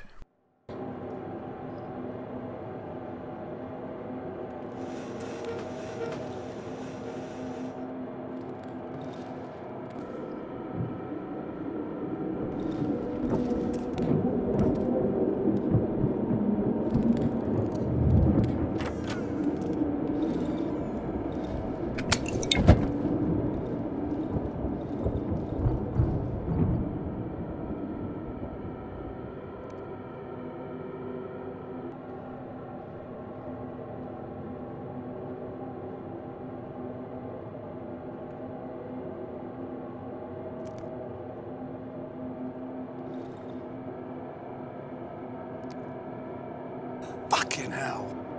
I mean, don't get me wrong.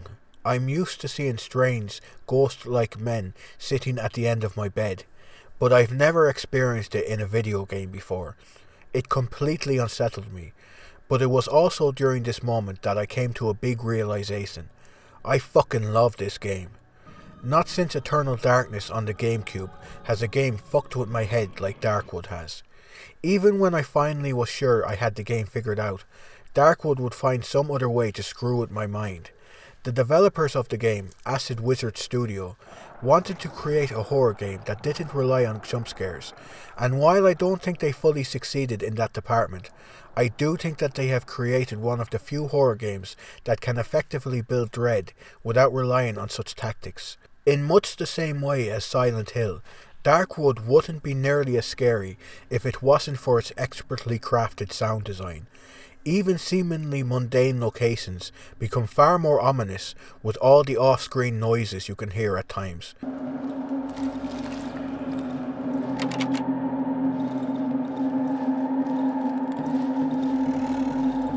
Trust me, a good pair of headphones are a necessity if you want to experience this game properly. There isn't a whole lot of music in Darkwood, but the music that is here is very memorable. The track that plays on the beginning of each new day is one of the most relaxing music tracks I've ever heard in a horror game.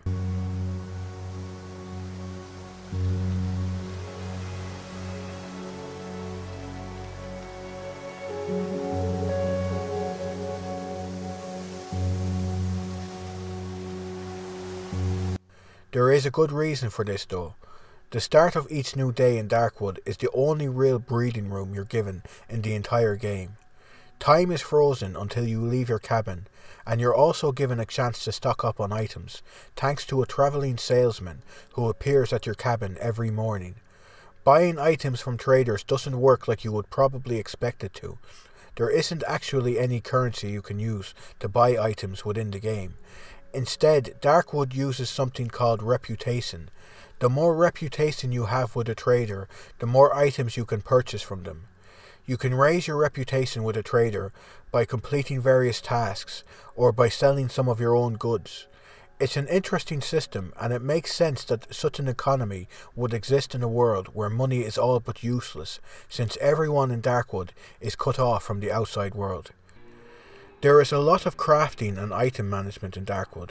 A huge amount of your playtime will be spent fiddling around in menus and inventories, so if that doesn't sound like your kind of thing, you can safely pass on this game.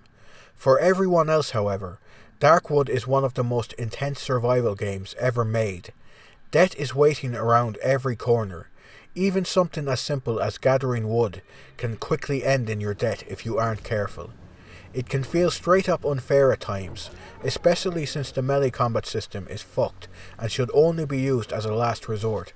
Most of the time, your best option is to simply run, but since some of the creatures you'll encounter are almost impossible to outrun, you will basically be forced to fight them in order to have any hope of surviving anyways. It's a nightmare of a game at times. To increase your chances of staying alive, you'll need to gather as many materials and tools as possible, because the more you have, the quicker you'll be able to craft better weapons and armor. Eventually, you'll be able to craft actual guns, which can be incredibly useful in dealing with enemies. But even then, you need to worry about your incredibly limited ammunition, because you can't craft bullets. Any extra ammunition will have to be discovered out in the world. Darkwood can be incredibly cruel at times, and even when you finally feel like you're making real progress, the game will quickly find some way of reminding you that you're pretty much just as fucked as you've ever been. When you die in Darkwood, you will lose half of your inventory if you are playing on the normal difficulty setting. This can be almost unbearable if you find that you've just had all your firearms and melee weapons taken away from you.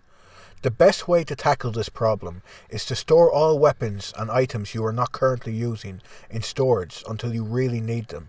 Thankfully, the first few hours in Darkwood are pretty tame when compared to what comes later, and death should not be a common occurrence for most players in the beginning. Your main objective in Darkwood is to find a way out of the forest. However, since the Doctor stole your key in the prologue, your first task is to track him down.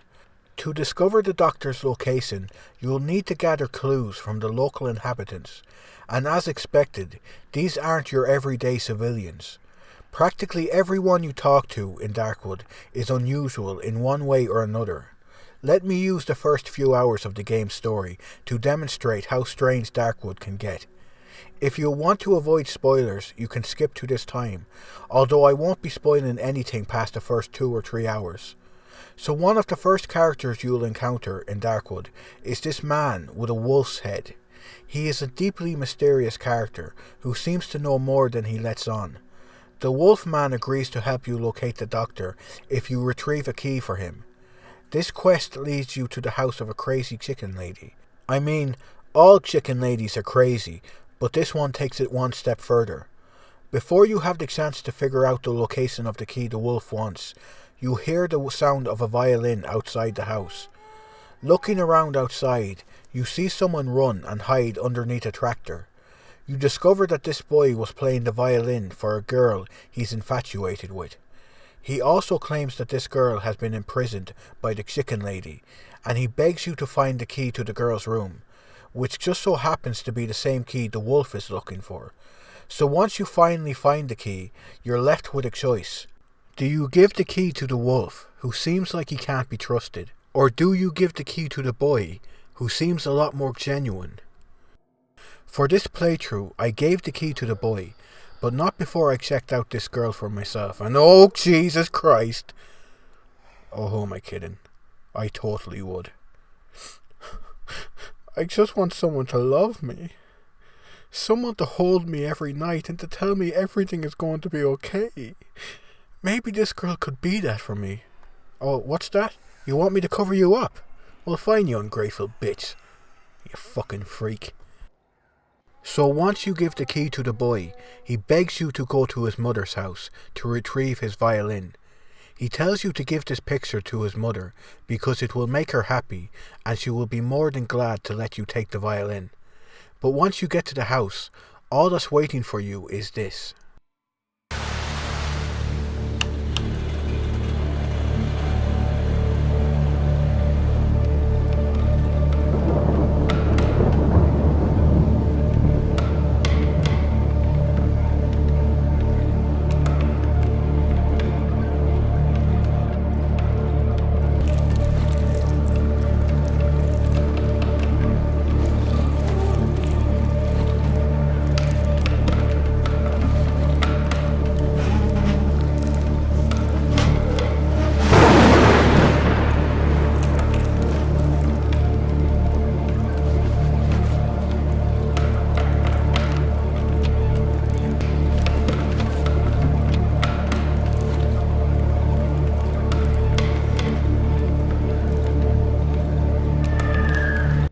I love this scene.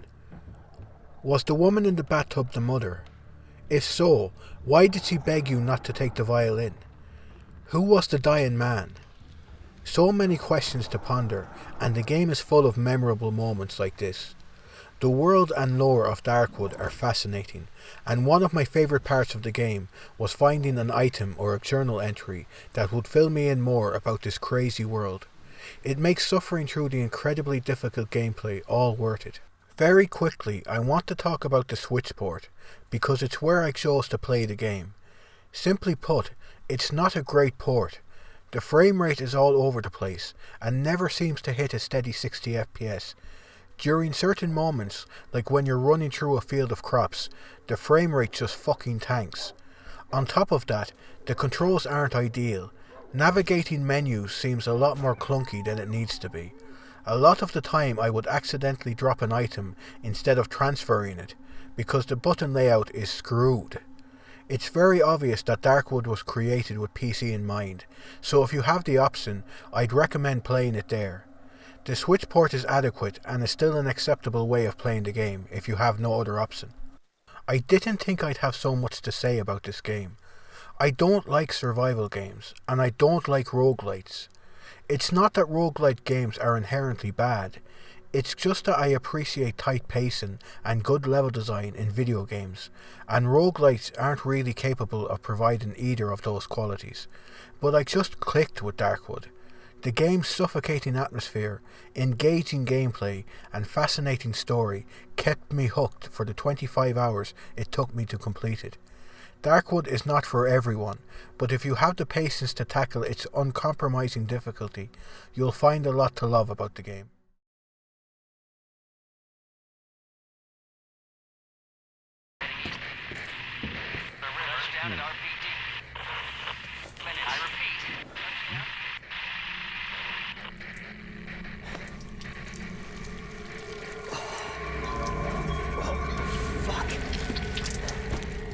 Please, before I turn into a zombie, will you play some smooth jazz music for me?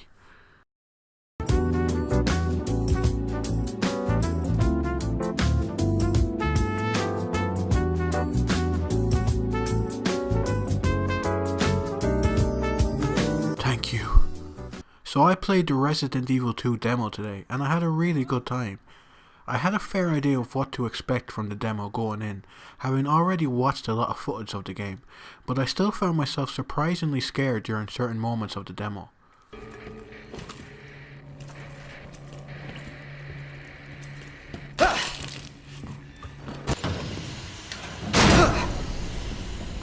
For the most part, the Resident Evil 2 remake seems to be staying very faithful to the original PS1 game, but there are still some pretty big differences in how the police station is laid out when compared to the original. For example, there are now stairs in the main hall, whereas in the original you would have to use this ladder, which always seemed a bit out of place to me. There are also some new characters who never appeared in the original game, like this officer that Leon rescues early in the demo.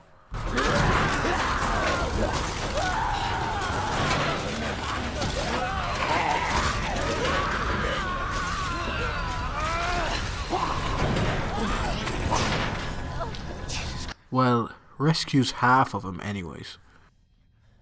The controls did take me some time to get used to though. If you're playing on PS4 for example, running is tied to L3, which never felt quite right to me. I would have preferred to use L1 like in Dead Space or The Last of Us. I think you can rebind the controls though, but I'm not sure.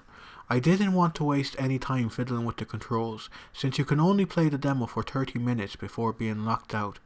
30 minutes is still plenty of time to finish the demo though, so don't worry.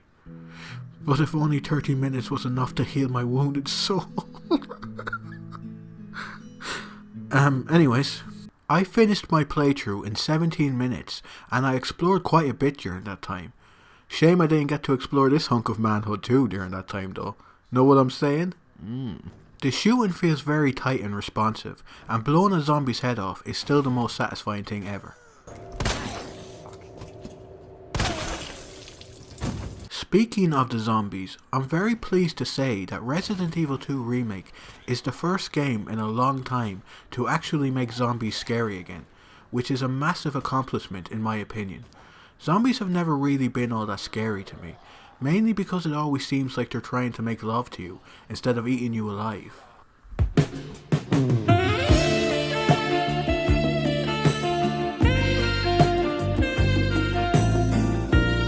But I think the enclosed hallways and very good use of lighting in this game has helped them feel like a real threat once again.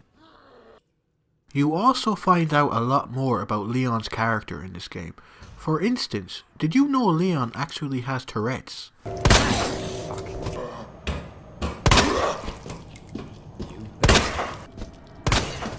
Shit. Ah, shit! Son of a bitch. Bastard.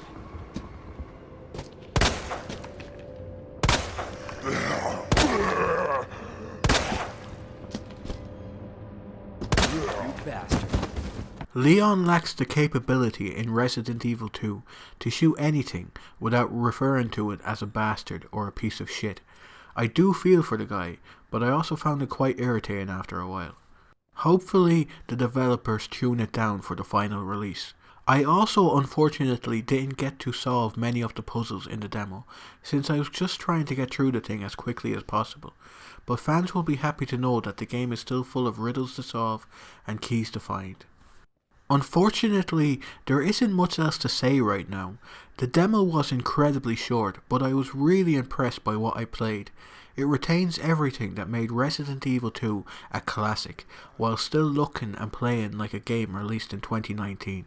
I can't wait to play the full thing in a few weeks, and I'd love to hear your thoughts about the demo in the comments below. Peace. I came into town with her. You can get to that courtyard. Through the second floor. East side. I'm on it. Thanks, Lieutenant.